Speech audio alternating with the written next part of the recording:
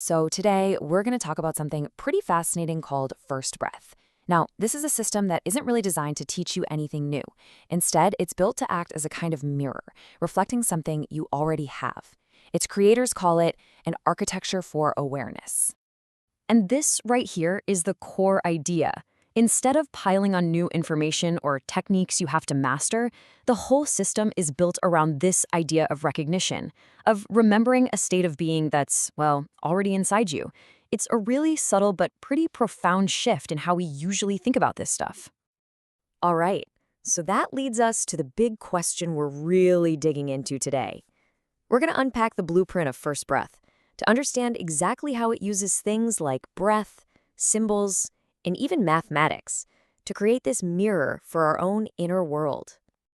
Okay, let's dive into the experience itself. The whole thing is structured around four distinct states of being, or what the system calls fields. Each one is designed to help you cultivate a very specific quality of awareness, and each has its own unique breathing rhythm. First up is the calming field. Think of this as your deep reset button. It has this long 16-second cycle, and that 6-second inhale and exhale pattern is specifically designed to activate your parasympathetic nervous system, the body's natural rest and digest mode. It's all about deep restoration. Next, we've got the coherence field. This one uses a quicker 10-second rhythm. The whole goal here is to optimize your heart rate variability, or HRV. It's about getting your heart rhythms and your brain waves to sync up, which is a huge key to achieving emotional balance and getting into those elusive flow states. Now, the integration field tackles something a little more complex: whole brain synthesis. Its balanced 12-second rhythm is meant to help your analytical left brain and your intuitive right brain get on the same page. This creates the perfect mental space to resolve inner conflicts and kind of weave those fragmented parts of yourself back into a whole. And finally, there's the spiral field. This 14-second rhythm, with its longer hold and exhale, is all about expanded awareness. It's really geared toward deep meditation, helping you connect with aspects of consciousness beyond just your individual self, what the system calls transpersonal dimensions. So we've seen the four fields, the different rooms you can be in. Now, let's look at the mechanics of how the system actually guides you through them. Because it's not just about breathing. It's about how you interact with a very intentional visual language. The experience is guided by these interactive symbols they call glyphs. When you touch one, you get what's called a consciousness invitation, a little prompt like, notice the stillness between thoughts. But, if you prefer a more minimalist vibe, there's also a breath-only mode for pure, distraction-free focus on the breath. Now, here's a concept that is just super clever: attentional gravity. See, the placement of these glyphs isn't random at all. It's a design principle that uses mathematics to create focal points that naturally pull your attention, making sure the visuals are supporting your breathing practice instead of competing with it. And how do they do it? Well, it all comes down to this one number: 137.5 degrees. This is the golden angle. It's a mathematical constant that comes from the golden ratio, and you see this pattern literally everywhere in nature, from the way leaves grow on a stem to the spiral of a galaxy. It just creates this organic, harmonious flow that our eyes naturally love. But here's the thing: the glyphs don't just all show up at once. They emerge in this progressive pattern that's actually designed to mirror the natural way our own awareness unfolds. The system calls this progressive emergence. So in your first breath cycle, just one single glyph appears. That's your foundation.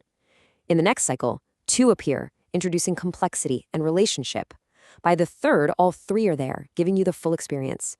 And after that, the system starts throwing random combinations at you, creating infinite variation to keep your mind engaged and present.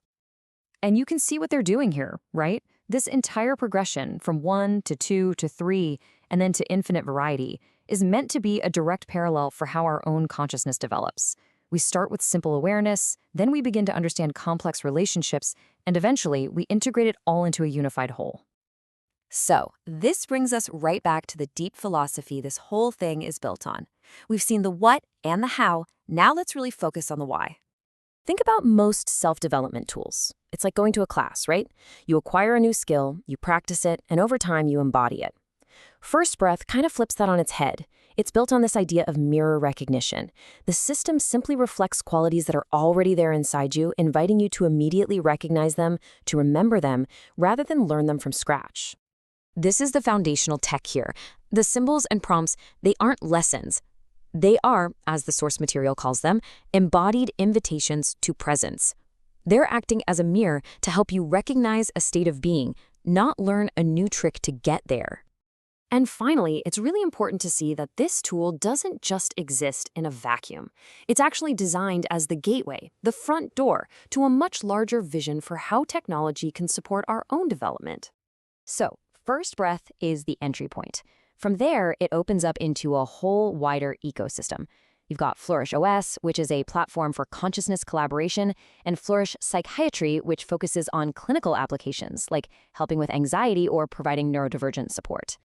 And I think this is the key takeaway, the incredible depth that's here. Each one of these simple, elegant symbols is basically the distilled essence of thousands of hours of research, pulling from neuroscience, ancient contemplative traditions, and even AI collaboration to find these universal patterns of consciousness. Which really leaves us with a profound thought to end on.